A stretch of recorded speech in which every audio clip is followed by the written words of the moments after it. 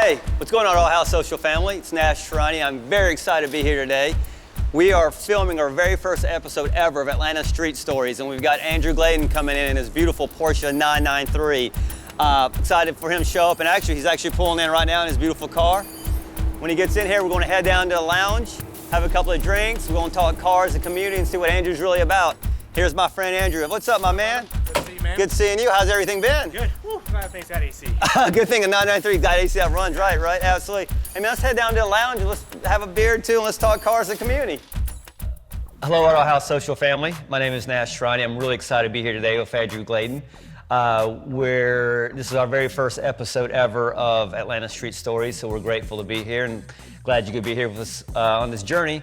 But anyway, as I've mentioned, we've got Andrew here with us, local Porsche enthusiast, grew up here in Atlanta, and we're here to kind of share his story about his passion for obviously automobiles and also the city that he grew up in. And so Andrew, so glad to have you here today, sir. Yeah, thanks, Nash. Let's just get to the meat of the conversation. Obviously, what do you drive, man? All right, so I drive a 97 Arctic Silver 993, C2, that's the way I got it, but it certainly didn't stay that way, as you know well. So kind of what I'll call like a custom build. I'd put it kind of in that OEM plus category, which has always been kind of my opinion, which is just my opinion, a really good sweet spot, right? You know, how would it have potentially been kind of back in 97 with kind of some modern components mixed in there. So that's what I'm driving today. And this model 97 is a 993, correct? 993. What makes these 993s? I'm a Porsche guy, but a lot of these people may not be Porsche guys. What makes this 993 so special to you? Like, we know why they're special if you're in the Porsche community, but to you, what makes the 993 so special? Yeah, I mean, how long is the interview? We got, you know. So I think what it boils down to is it's a 911, first of all, which mad respect to the entire brand. And I think each Porsche has kind of its place in the lineup and a certain purpose, and people are into, you know, different variants, but 911 is about as pure as it gets. I mean, it is the most iconic sports car, probably. It's the one that, no doubt, anyone not from Porsche sees out on the street and says, yeah, that's a Porsche, right? It's got that shape, right, in those lines. So starting there, going a layer deeper, it's the last AirCooled. So that makes it pretty special. After this variant, obviously they moved to WireCooled. I've actually owned both, so I had a 996 before I had this 993, so I've seen literally just that 2 or 3 year span. And to me, the 993 is kind of the best blend between modern convenience, has AC for instance, which in Atlanta is very important. Absolutely. But vintage feel. I mean, getting in that car, it doesn't feel like a 97. It really harkens back to those early 911 feels. The gas smell, the smell of that leather, you know, just kind of the raw, you know, kind of element, and a dash and a cockpit that really didn't change for, call it 50 or 60 years. So that's what, in my opinion, makes it so special is, you know, just, it's that last kind of throwback to the early 911 era that you can get your hands on. For those viewing who don't know the difference between air-cooled and wire-cooled, maybe Andrew, you'd like to maybe explain that really quick in just a short kind of. Sure, so essentially this engine is all cooled with oil and air, so big old fan. That's essentially what drives the whole system inside of the car that cools it. Modern day cars, more water cooled. That's what most people are gonna get familiar with if they drive a car that's more recent. There's nothing like the sound of an air-cooled car. It creates, especially an air-cooled flat six, just creates such a unique and recognizable sound. And so, you know, it's a really important kind of milestone in Porsche before they switched to water-cooled, which was for a really good reason. Frankly, it saved the brand. You mentioned some of the modifications briefly. You've modified it OEM Plus, as you like to say, is what we say in the automotive world. I've seen your car. You know how much I love your car, so I'm honored to have you here to talk about it. For those who are not familiar with OEM Plus, for example, kind of tell us what it means, what you've done, the little details. I know these cars and know just the amount of detail you really put into this car, but if you could share with, you know, the people, the viewers, kind of like what all you've done to your car. So it's not bone stock, which, you know, mad respect to purists and people that keep cars bone stock from a preservation standpoint. I think that's really important in the brand to be able to see it as it was. But it's also not over the top, is what I would say. And so it's kind of in that middle ground. So I've put on a whole bunch of stuff. Big elements are an aero kit. So in 97, what they call the aero kit 2, aka Turbo S look, or turbo look was available as a potential upgrade from the factory. So that's front bumper, side skirts, and rear spoiler. So I did the aero kit. Roof wheels. Roof is a very important component of the brand.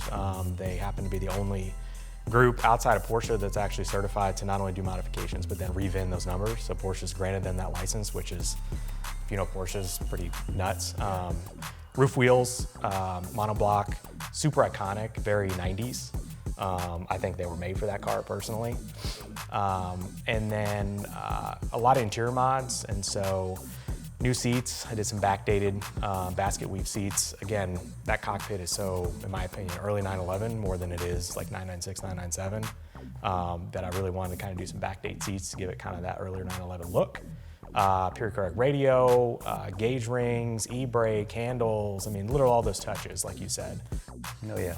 And then added green accent belts and green calipers, which seemed to get me the most attention. Caught my eye. Something I think pretty unique. I haven't seen an Arctic Silver 993 with that green, but really the inspiration was an homage to that roof heritage and those wheels. It's a color match essentially right off of their roof green. Which I'll give the credit to my wife for, because I almost went Mexico blue. Oh really? Would have been still pretty slick. And your wife was able to persuade you? What about kind of this green on this box? And I said, that's genius. And so the green is there, and I get more compliments on that than anything. For those people viewing, he called his wife genius. Those are plus points right there for those who like to modify their cars. So, Andrew. Well, also for those, Andrew, appreciate the description of the vehicle. For those who want to actually see Andrew's car, if you're on Instagram, you can look up 911 South. Is that correct, Andrew? His handle. He's got a lot of really cool content on the vehicle. You can definitely check out, and we'll post up a little bit later as well. But Andrew, I'm sure we're also curious, is this your first Porsche, or is this a family thing? What got you this 993? Because that's a pretty significant car to own, especially today. We've realized the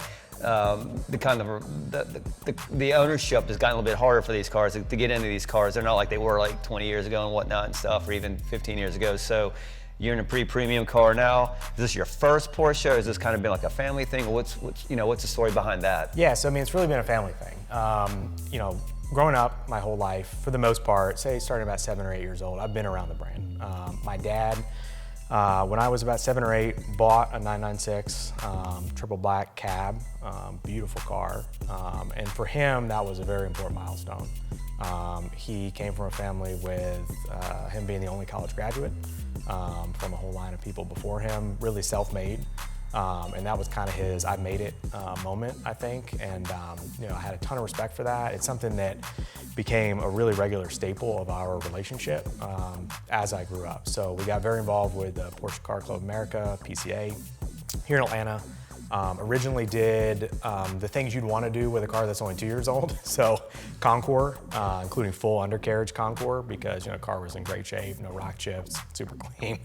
And so we did a lot of that. Then that would evolve into more driving events, rallies up in the mountains, all the way to a membership up at AMP, Atlanta Motorsports Park, for 3 or 4 years.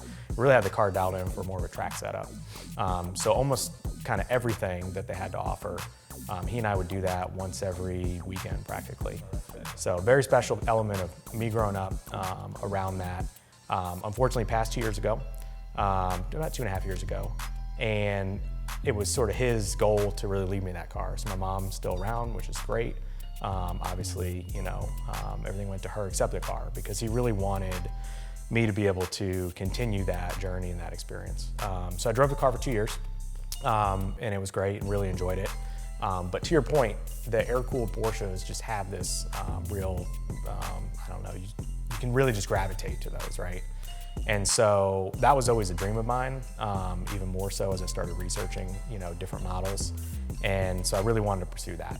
So the conduit to that was selling the 996, taking those funds and really adding some more, which is necessary in that space to go find that car. So I started with this 964 versus 993 concept. I was really on the fence. 964 is very popular right now. It's sort of the car. So luckily, test drove some here in town. Got with the guys from Air Partners, who were super helpful. told me to take out some of their just cherry mint examples. That could have got me into some trouble.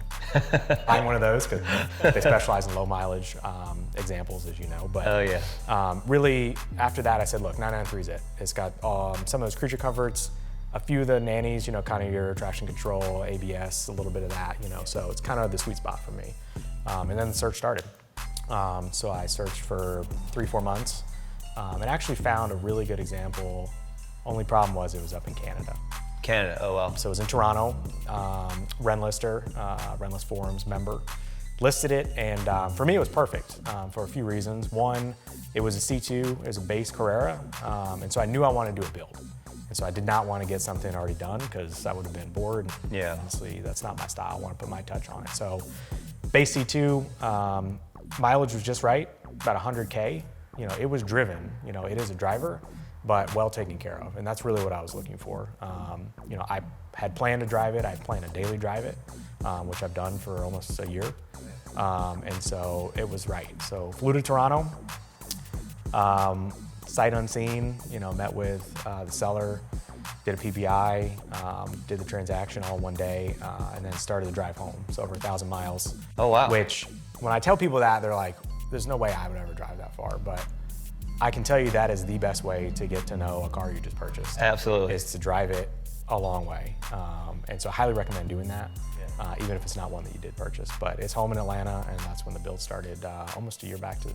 Awesome, awesome. So good story there. I'm curious, I'm sure the viewers may be curious as well.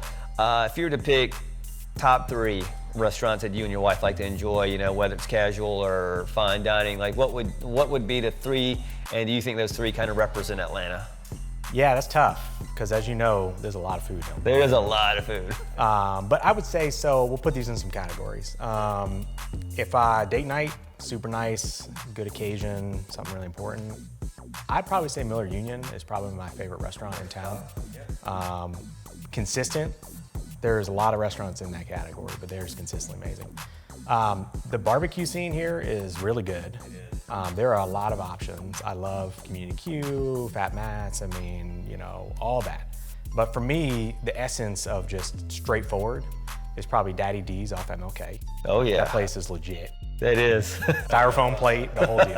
So that place is really good. And then kind of like middle of the road, honestly, probably, anything on the west side, there's so many just great casual restaurants there. Storico's new spot, just places where you can kind of go to a couple places, which is what I love about that whole pocket, right? You can get a drink at one, maybe you get something, fancy at Marcel. You can go after dinner drinks on the rooftop at JCT Kitchen. So that's a great spot to hop to a couple different spots for kind of a casual, just everyday thing. So then, viewers, if you want fine dining, Miller Union, some good barbecue, you got Daddy D's, and then really on the west side by the Provisions, there's all kinds of different stuff. He likes to hop, obviously, grab a drink here, maybe go get dinner there, maybe dessert somewhere else. So really, to his point, you just can't beat Atlanta stuff, and it's really grown a lot in just 10 years especially. It's pretty amazing stuff. One last question for you, sir. Music. Atlanta is notorious for music, different categories, different genres. For a lot of people who like to drive, they like to listen to music as they drive. It's relaxing, therapeutic. Some people turn the radio off as they drive. I don't know. What kind of person are you? Do you like to listen to flat 6, or is it a little bit of both? And what kind of music do you like when you are listening to it? So this will be an indication. I found a way to sneak in a hidden 8-inch powered subwoofer behind the seats in my 993. That's impressive. Upgrade all the speakers, stereo, you name it. So I'm definitely a music person. With the windows down, that flat 6 with the Pfister exhaust I have on the car is plenty loud to hear over music. And for me, when I'm driving, it could be anything from synth wave, chill wave, kind of like 90s vibes, which for that car is awesome. Yeah. But if I'm really getting after it, spirited, honestly, hip hop is Atlanta. It's this epicenter of that industry, especially as of the last 25 or 30 years. I agree with you 100%. Well, we're grateful that you took the time out to share your story with us. I know the viewers are getting really excited to kind of see this car, so we need to get out there, get some shots of it. Let's cruise some of the streets of Atlanta. Let's get some cool stuff. And again, we're grateful for those viewing. Again, Andrew Glayden, 911 South on social media. Beautiful car. Check them out. We appreciate you guys listening to us today, and I think we're ready to go do a drive. What do you think? Awesome, man. Thank you, sir.